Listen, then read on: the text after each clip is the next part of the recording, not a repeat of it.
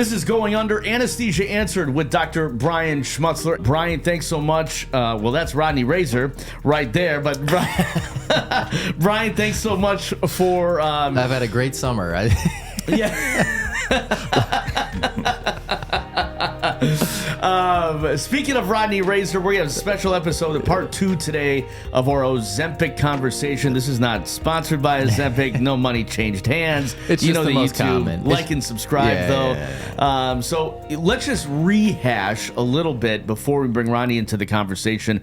Brian, let's rehash what exactly is this weight loss drug? It's Ozempic, it's Wegovy, Mounjaro, and how does it affect anesthesia? Yeah, so those medications are all different forms of semaglutide. It's medication used for weight loss. We won't go back into all the details because we spent a whole episode talking about the details, but the basic gist is that they slow down gastric emptying, make you lose weight fairly quickly, 5 to 15% of your body weight within like 6 to 8 weeks oftentimes. So they affect anesthesia because they make you more likely to aspirate. So we have to have you off the medications for a while, number one. Number two, we have to really be careful with induction, when we put you off to sleep. So, that's the anesthesia realm of things. I think having Rodney on here, he's going to talk a little bit about, the issues with weight loss, not just from Ozempic, Wegovy, the semaglutide medications, but all medications or just straight up diet and exercise weight loss. If you're not doing the right things while you're doing these medications or while you're doing other forms of weight loss, that you're really putting yourself in a bad spot that way. So, I think, are we ready to kind of delve into that? Let me bring in Rodney Razor, owner and head trainer and mastermind behind Razor Focus here in South Bend, Indiana. And if you haven't checked him out, you should, because he's all over Brian's social media pages, kicking his booty. That's right. Rodney, welcome. You and I have done a podcast in the past. Man, we have, man. And it was fantastic. It was awesome. Yeah, we did. I listened to it. Yeah. So if you want, I'm going to link that podcast if somebody wants a true background on Rodney's past and kind of where he came from and where he is today. But Rodney, we're talking today about Ozempic and kind of this weight loss, this magic pill of weight loss. Now, you have clients all the time that want to lose weight. They come to you and they're like, Rodney, I want to lose weight. Now they have this cheat code. Yeah. Give us your initial thoughts on this and, your experience with clients and this drug. Okay. My initial thoughts on it? Yeah, just give me your initial thoughts on I'll tell you, like anything you always hear, you're kind of, what is it? And is it legit? And then I start getting concerned about, health factors beyond just working out. And, but I'm very fortunate enough to have actually a few clients who are physicians and hold other roles to be able to give this to clients. And ultimately we're patients, and then those patients are then sent to me as clients, and I'm able to kind of monitor and learn about the drug myself. So I'm an advocate for having an open mind, and the moment I hear something, I've kind of taught myself not to even shoot the idea down instantly, just to do some research, some experience. I'll put experience first over research, because you can read a lot of stuff, but until you apply it, or try it, you really can't be truly critical or support it. And so I had some patients sent to me, and I was able to kind of learn a little bit about it, because that forced me, because in my career, to adapt, you have to learn. Mm-hmm. And, as a health coach, there's so many different things you can run across, but when you run across something like this, it's a little different. So I was able to read into it and learn that, number one, you need to make sure you're focusing on eating. It's an appetite suppressant. Mm-hmm. So it's so easy, especially I get a lot of clients who come to me, even without being on any medication like this, and just forget to eat, right? Which is torture to your metabolism. That is not a problem I ever have. That is correct. But we've talked about this before. You'll get busy. You're rocking it out in life, and next thing you know, it's 7 o'clock at night, and you didn't eat. How do you have the energy, though? I mean, so it suppresses the appetite. Mm-hmm. But if I'm going to work out for an hour, Okay. Yeah. What kind of energy do I have to work out? I mean, it doesn't provide you energy, does it? Lasting energy? No, but your It's body, not Red Bull. Your body's going to start to break down. Well, first glucagon and then fat, right? I mean, that's the goal. And then after you run out of fat or you don't have any fat that's available at that point, then you start breaking down muscle, right? So I mean, that's probably the big issue. You know what's interesting about if you're targeting hardcore weight loss, I don't care if you say I'm going to do cardio and eat 100% correctly. You come to find out you really can't target Fat, muscle or right. fat directly. Weight loss comes in a form of body fat loss if you aren't starving your muscles.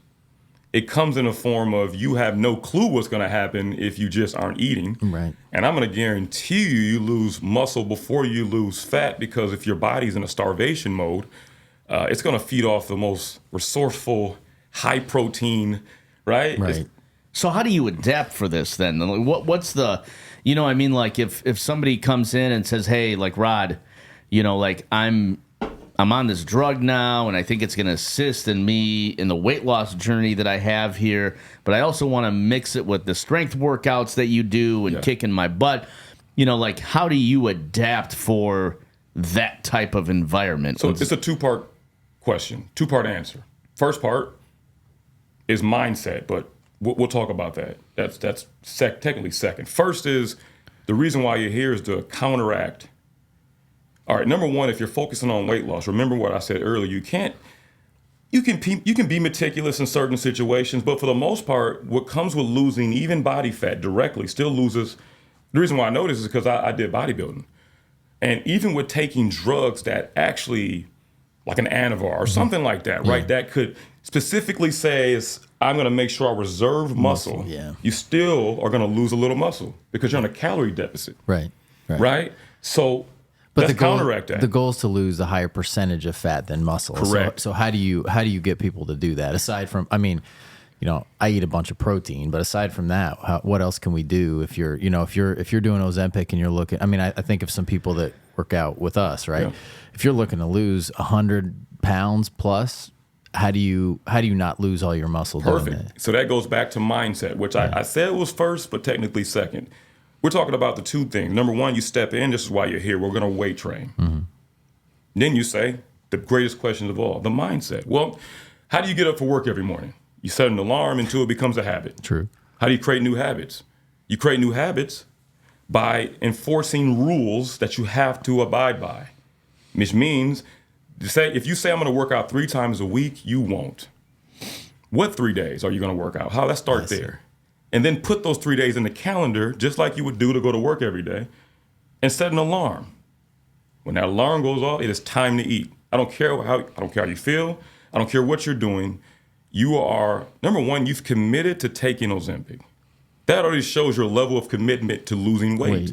But so you're telling me you're all in on this journey, but you'll take the biggest, hardest step ever. Because it ain't cheap either. Right. Yeah, that's we talked about. Yeah, $300 to $400 a month to take these. You decided, more, right? Yeah, and how long is Ronnie? As you're talking about making a commitment here, how long is the journey of taking these drugs? Like, are you committing for like a year, or like what are you doing? Well, I mean, you can take them as long or as short as you want, but it probably takes 30 days for it to even kick in. So, you know, most people are not actually even coming off of these. So you're talking about, I mean, you don't have to be lifelong, obviously, but you're talking about taking them for a significant amount of time. So. Yeah. Right. So you took that leap, and then you're going to stop right short of saying, well, I'm just not going to eat. But here's what's happened. You don't know this is going to happen. Trust me. If you can say all you want, unless you're used to eating, like Dr. Schmutzler, he's used to eating. Yeah. I'm used to eating. Okay, if you have a pattern, it's a great example. If you have a pattern of your body is... Yeah, used to eating at certain times. Man, your body's adaptable, man. It's a reason why Homo sapiens have lived this long and done this well. Yet we're not the biggest nor the strongest, but you were the most dominant species by far. Opposable thumbs. Right? Yo, you can adapt, trust me. If your body's used to eating, it's muscle memory or whatever you want to call it. Right. But if you aren't, what you come to find out, even if you are used to eating, this medication has been scientifically proven to suppress your appetite. That means even if you're used to eating, you might eat less now, which means you might be in a. Well, I'm sorry. What were you going to say? No. Go ahead. Which means you now might be undernourished. Yeah. Right? You're not feeding yourself enough calories. Okay, I've got a question. This is in the medical realm, and it's also in the physical realm. Okay. When is this going to be introduced to like athletes? Right. So let's say you're like an offensive lineman for the Los Angeles Raiders or Las Vegas Raiders now. Okay. Well, they don't want to lose weight though, right? Those dudes want to be. Well, maybe they want to get fit. Yeah. Maybe they want to build muscle. Okay. But they're like, hey, the quick fix right now is to get on Ozempic or Wegovy. Yeah.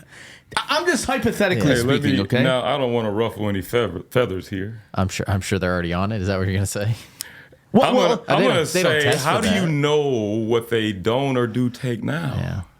That's all I'm going to say. But I think my ultimate question, Rodney, is let's say that some of these athletes take creatine, okay?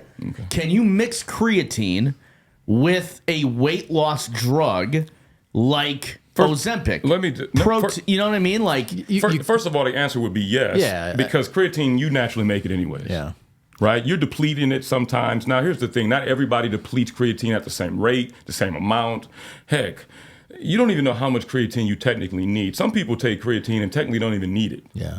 Well, and the dosing is so variable, right? You can do like a gram to 15 grams. So the only thing I would say, not that you can't take them together, but they both can cause some kidney damage. So if you take them together, there's a higher risk of kidney damage. But aside from that, I don't see any reason you can't take them together.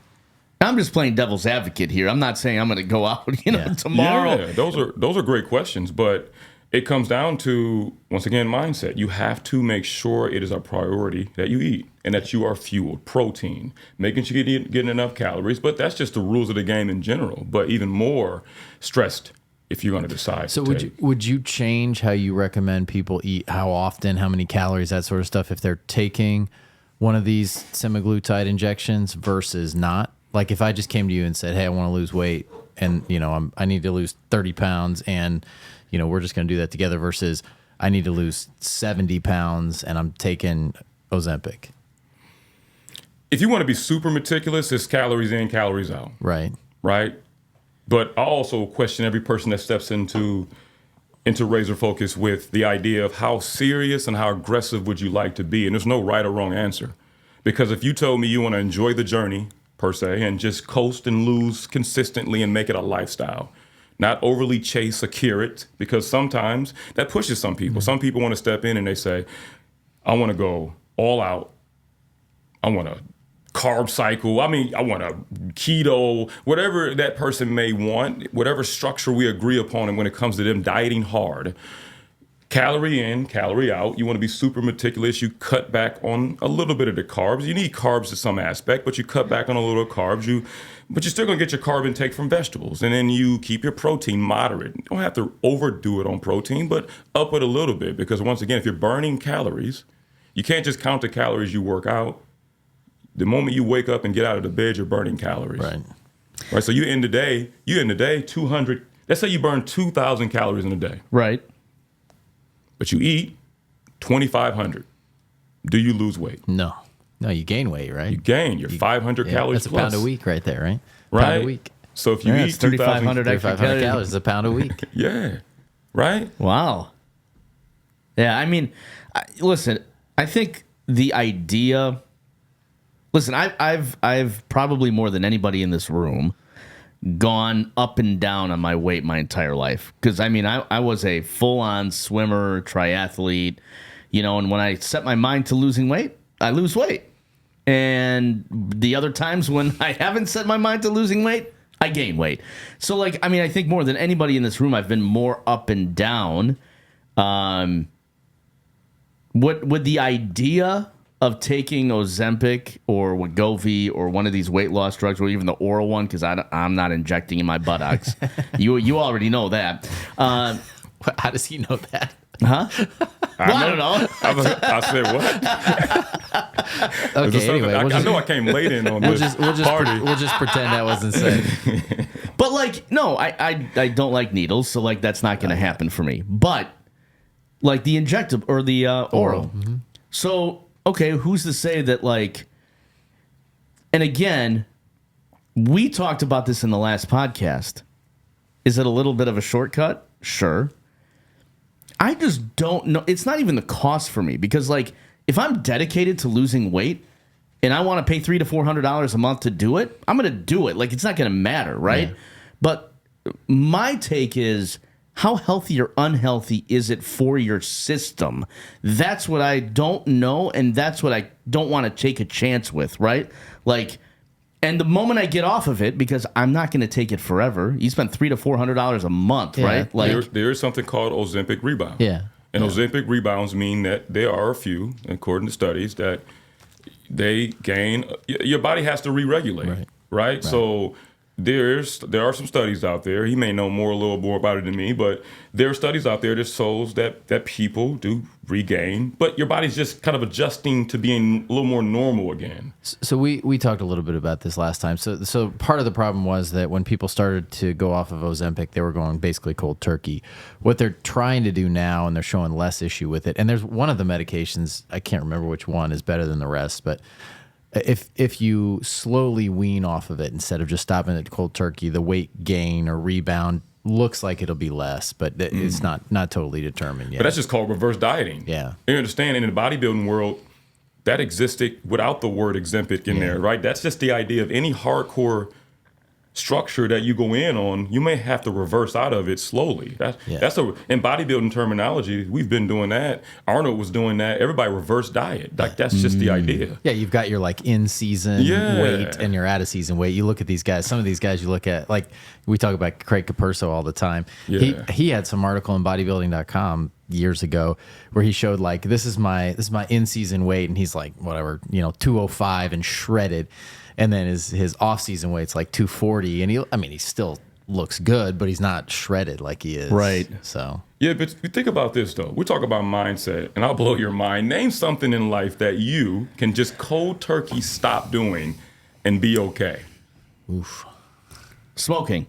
No. You will be okay? People freak out. Freak out. I'm talking about and be okay. Then they gain weight too. As in like gain weight and a mood and the whole thing. Yeah. I'm talking about okay across the board, man. Mentally, like, name something. Exercise? No, you would if you work. If you're talking about 5 a.m. exercise, like crazy people do. That's a good one. You exercise every day. Yeah, hardcore, you won't feel and good, one day you just stop. Yeah, you would go crazy. No, yeah, that's true. Yeah, I can't think of anything that you can just stop cold turkey. Right?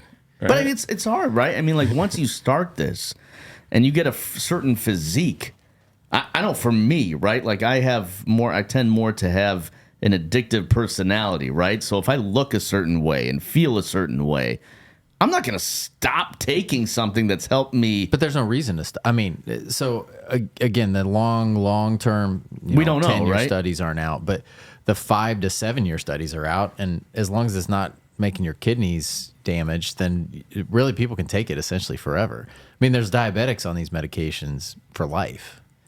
So I mean. And what do they find out with these diabetes patients? Have those studies been released or not? I mean, it keeps the blood sugar down and it reduces the risk of heart disease. It's two good things, right? So, and again, we talk. But I asked Brian. Brian, I asked you this question. I said, why, if this is the magic pill that everybody's been hoping for, diabetes, heart disease, whatever, weight loss. Again, the cost, sure, $300 to $400 a month. But it'll go generic eventually. Why isn't everybody walking around taking this thing? It's still fairly new in the public eye. Yeah. Right? We know about it because we're in the field. We don't make up the 99.9% of... I mean, most of the studies show that the side effects are minimal. So, is there something we're missing? Is 10 years from now, or is everybody going to grow like, tumors in their, left leg or something? Right. We don't know that. But, I mean, the studies all look pretty good. Yeah. The name's growing fast. Yeah. And it's growing at a rapid rate. So,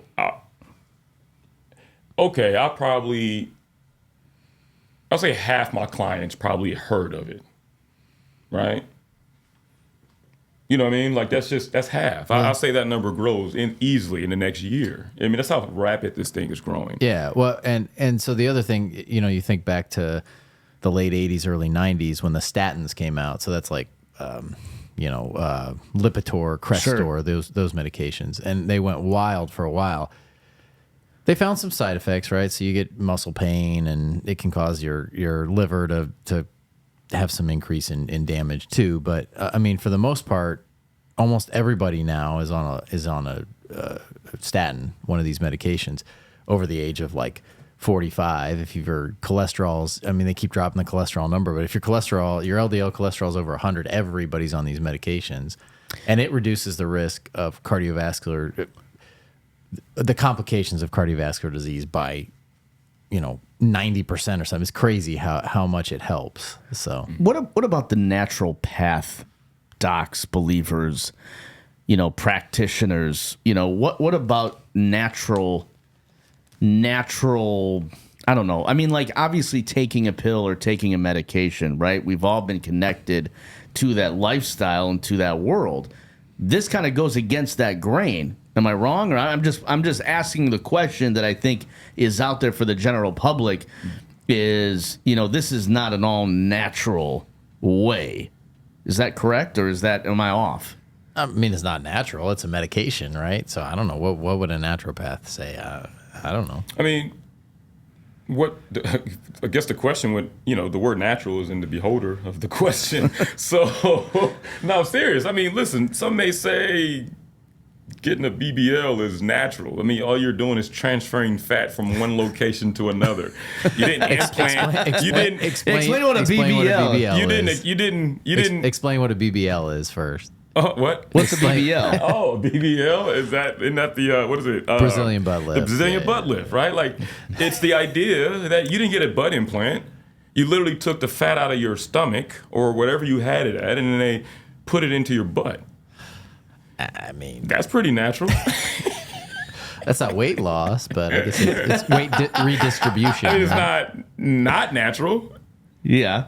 Okay. Yeah. I'm just saying it's all in perspective. Me, I don't know. Like, I mean, I don't know. I think more people.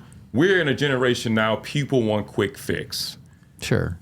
I mean, I'm in the industry of people want results right away. What better timing? Like, this was like, you know what I mean? Like, what better timing? You're gonna have a little Ozempic at the door. Everybody's gonna walk in and inject themselves. All right, I'm ready to work out. Do you remember just a couple years ago when everybody was like, my New Year's resolution was to lose weight and go to the gym, and like gyms are like packed on January 2nd or whatever. Yeah. And now it's like, but see, I like Ozempic. You know why? Because this is one of the only things that are like the quick fixes that doesn't eliminate me. Yeah, true. See, other quick fixes makes you feel like you don't need me, right? Well, like, I mean, you know what I mean? Like, you can go get a Brazilian butt lift. Now you feel like you don't have to work out anymore, even though you should, right? But I'm saying this one literally tells you.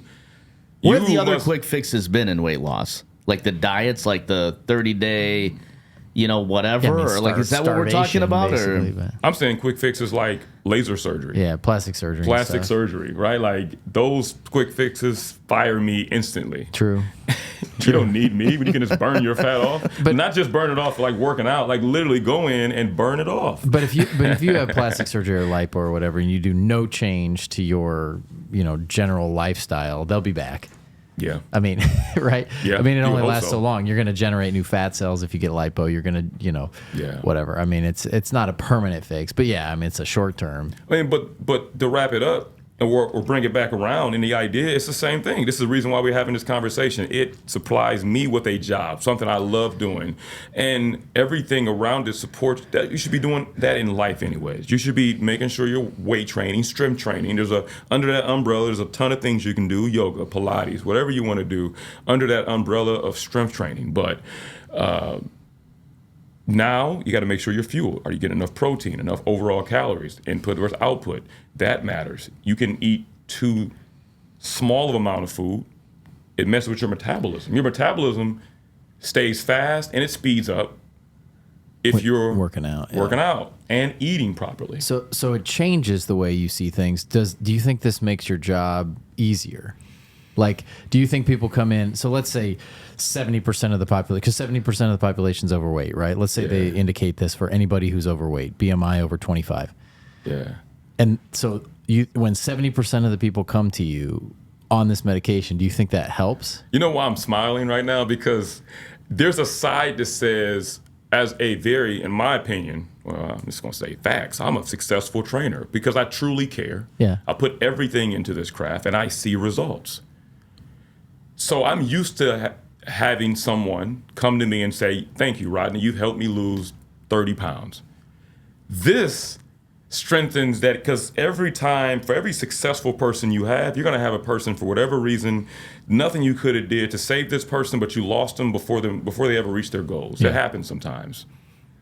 As a person who loves it like I do, it still bothers me if I have someone who didn't get to their goals when I wanted them to get there. But you know what this does? Almost everybody, if they just come, I hate to say it, I can even take credit. It makes my job say, okay, you're going to lose weight because you have started this. Right. That's how great this thing is. You literally lose weight.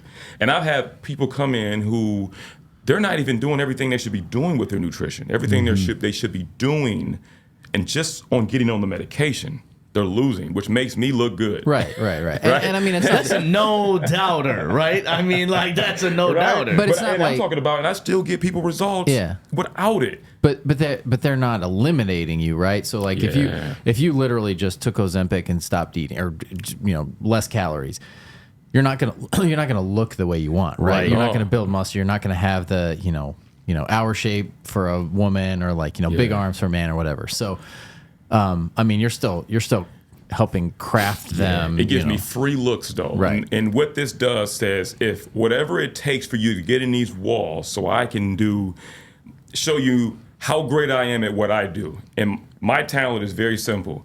I'm going to show you and convince you of how important this is of a lifestyle to you that you never eliminated. You can take Ozempic, don't take Ozempic. Whatever you decide you want to do, I now have you here. I don't care how the delivery tool to get you in the door says now I get to show you a lifestyle you should never eliminate, which once you start weight training, the feeling you get, you would agree, gentlemen, that the feeling you get from weight training. Most days, till the next day. Right, but you know what I mean? Yeah, we worked out yesterday. That's right. Barely set the equipment up today.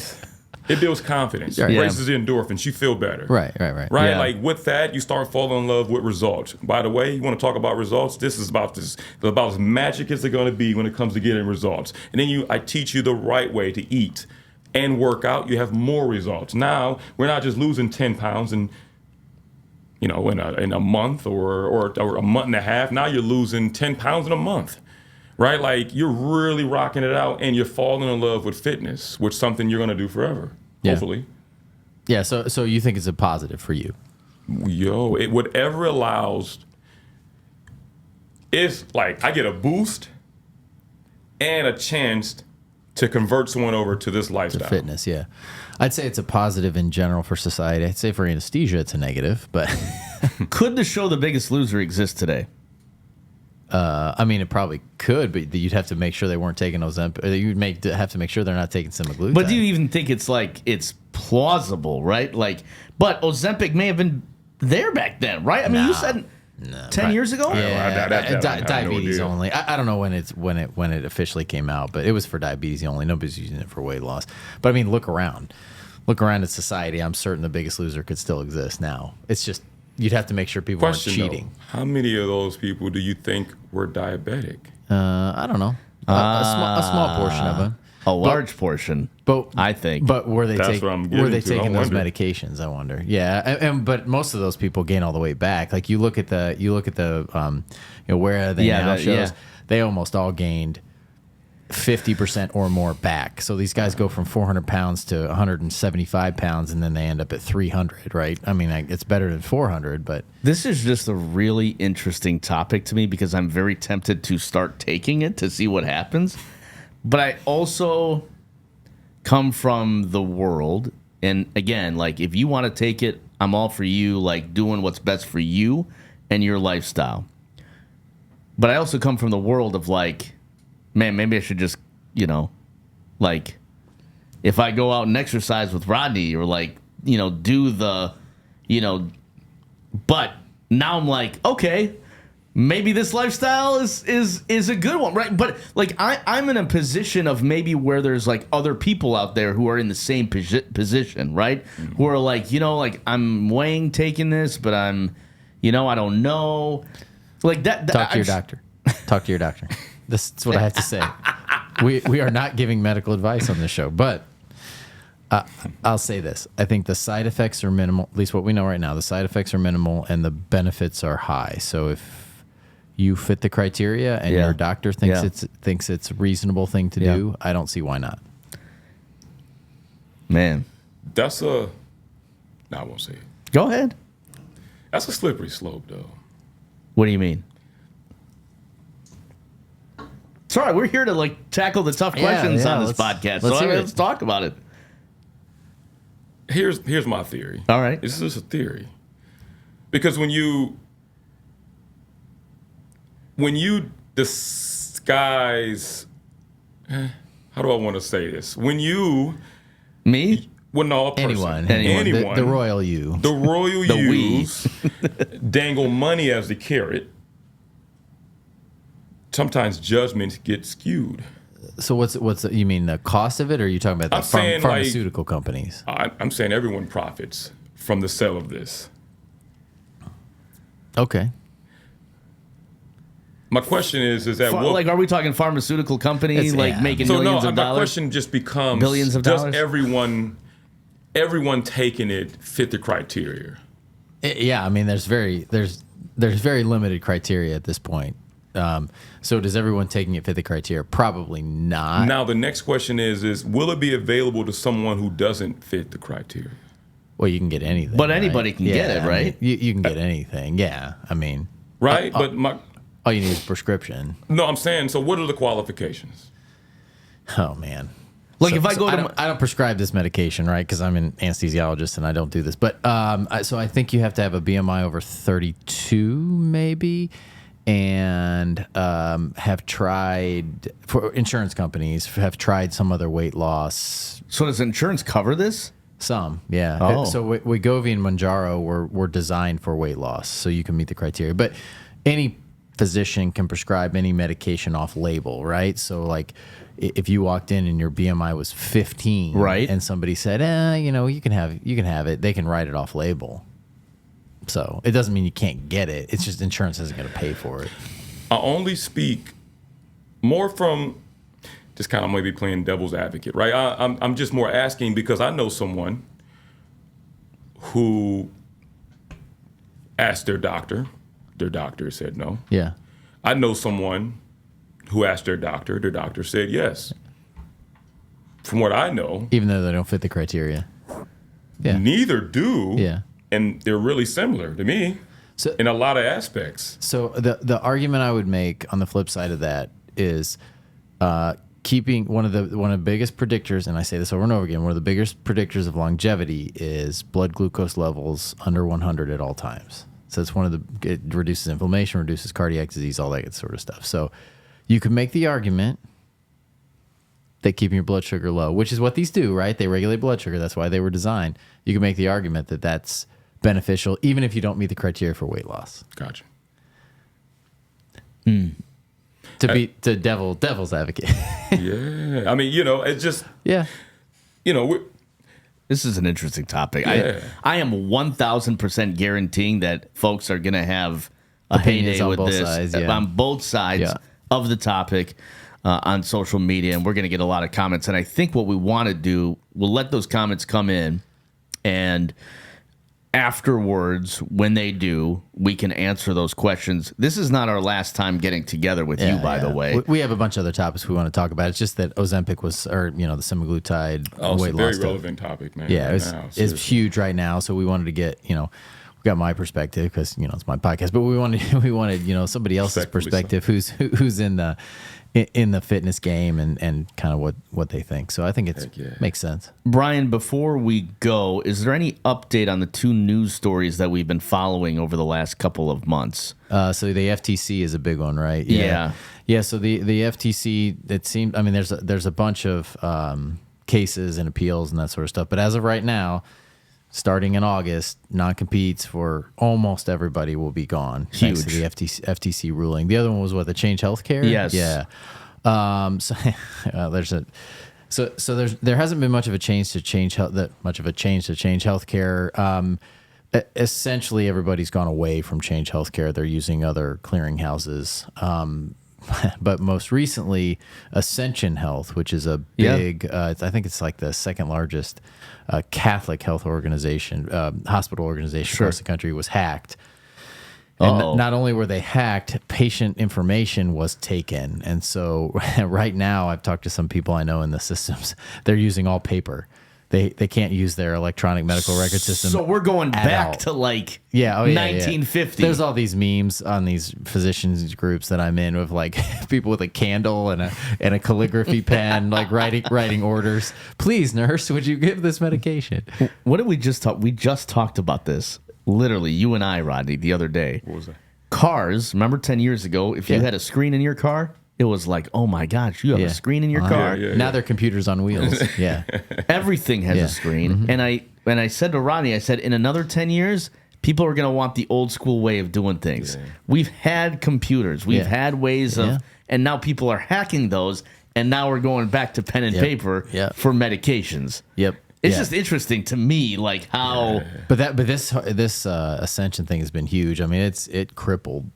So maybe we should talk about that. We can, yeah. I'm not in an Ascension hospital, so I'd have to do some research on it. But yeah, so that's the update. Change Healthcare, not much of an update.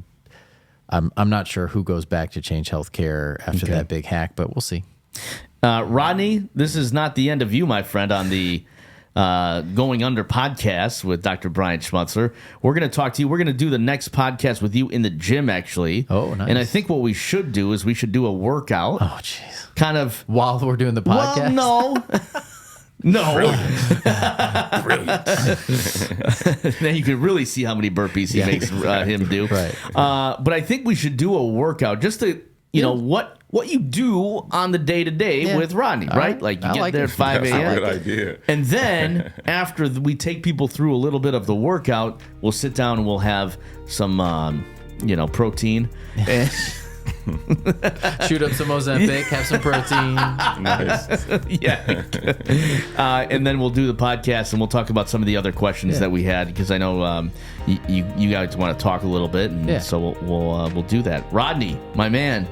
Thank you so much. Thank you so much for having me, man. Thanks for coming on. Yeah, it was fun. Man, awesome. This has been Going Under Anesthesia Answered with Dr. Brian Schmutzler. We'll see you in the next episode.